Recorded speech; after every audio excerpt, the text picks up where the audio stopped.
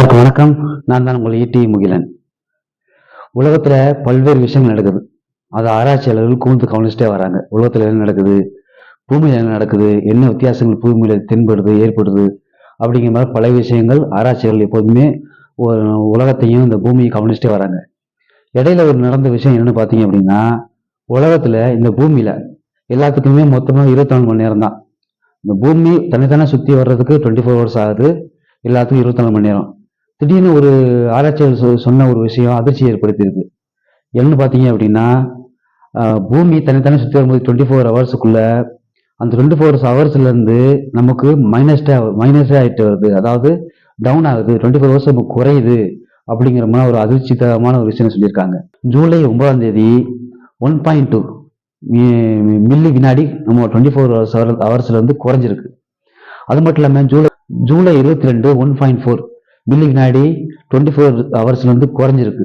இது நம்ம நமக்கு தெரிஞ்சிருக்காது, நம்ம அதை ஃபீல் பண்ணிருக்க மாட்டோம், உணர்ந்திருக்க மாட்டோம் கம்மியாகுது அப்படின்னு. நமக்கு தெரிஞ்சது அப்படின்னா குளிர்காலத்துல சீக்கிரம் நைட் ஆயிரும், வெயில் காலத்துல சீக்கிரம் கொஞ்சம் அதிகமாக பகல் இருக்கும், குளிர்காலத்துல பகல் கொஞ்சம் கம்மியா இருக்கும் அப்படிங்கிற மாதிரி தெரியும். அந்த அந்த ஃபீலை நமக்கு உணர்ந்திருக்க மாட்டோம். இப்போ உள்ள வேற காலகட்டத்துல பூமியின் சுழற்சி கொஞ்சம் அதிகமாகவே இருக்காம, இது அதாவது 2020ல இருந்து கொஞ்சம் அதிகமாகவே இருக்காம, இது வந்து ஆராய்ச்சியாளர்கள் கண்டுபிடிச்சிருக்காங்க.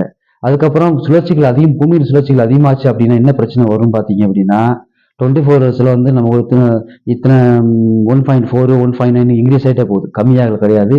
அந்த டைம் இன்க்ரீஸ் ஆகிட்டே போறதுனால நம்ம 24 ஹவர்ஸ்ல வந்து நமக்கு வந்து 24 ஹவர்ஸ் கம்மியாகும், டைம் கம்மியாகும். இப்போ டைம் கம்மியாச்சு அப்படின்னா நமக்கு வந்து உலக லெவலில் டைம் எல்லாத்துக்கும் ஒரே டைம் தான், அதாவது 24 ஹவர்ஸ் தான். இப்போ வந்து டைம் கம்மியாக போச்சு அப்படிங்கும்போது அதை நம்ம மைனஸ் பண்ணி வாட்ச்லேயும் சரி, கம்ப்யூட்டரும் சரி, சாஃப்ட்வேர்லையும் சரி செட் பண்ணுறது அவ்வளோ ஈஸி இல்லை. இதை வந்து ஃபர்ஸ்ட்லேருந்து ஆரம்பிக்கணும் அப்படிங்கிறது சாத்தியமில்லாத விஷயம். இது நம்ம ஈஸியாக கடந்து போக முடியாது. ஏன் கேட்டீங்க அப்படின்னா, பூமியின் சுழற்சி அதிகமாகிறதுனால இந்த மாதிரி பிரச்சனைகள் வருதுங்கிற மாதிரி சொல்றாங்க. கொஞ்ச நாளாவே இந்த சுழற்சிகள் அதிகமாக இருக்கு அப்படிங்கிறத ஆராய்ச்சியாளர் தெரிவிச்சிருக்காங்க. இதுக்கு என்ன காரணம்னு பாத்தீங்க அப்படின்னா, இது காரணங்கள் வந்து கன்ஃபார்மா இதனால தான் இல்லைன்னு சொல்ல முடியாது. இதனால இதோட இருக்கலாம் அப்படிங்கிற மாதிரி தான் ஆராய்ச்சியாளர் வெளியிருக்காங்க. அதனால நிலவு வந்து ஒரே நேர்கோட்டில் ரொம்ப தூரம் இருக்கிறதுனால இதனால கூட பூமியின் சுழற்சி அதிகமா இருக்கும் அப்படிங்கிற மாதிரி கூட வாய்ப்பு இருக்கு அப்படின்னு சொல்லி, வாய்ப்பு இருக்கலாம் அப்படிங்கிற மாதிரி சொல்றாங்க. வேற இன்னொரு காரணம் கூட சொல்றாங்க.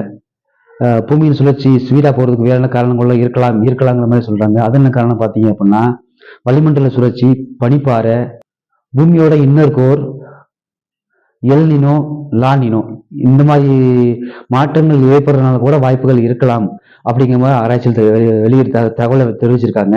இதை வந்து எங்க ஆராய்ச்சியில் தெரிவிச்சிருக்காங்க அப்படின்னு பாத்தீங்கன்னா, மாஸ்கோ மாகாணத்துல உள்ள ஒரு பல்கலைக்கழகத்துல ஆராய்ச்சியாளர் தெரிவிச்சிருக்காங்க.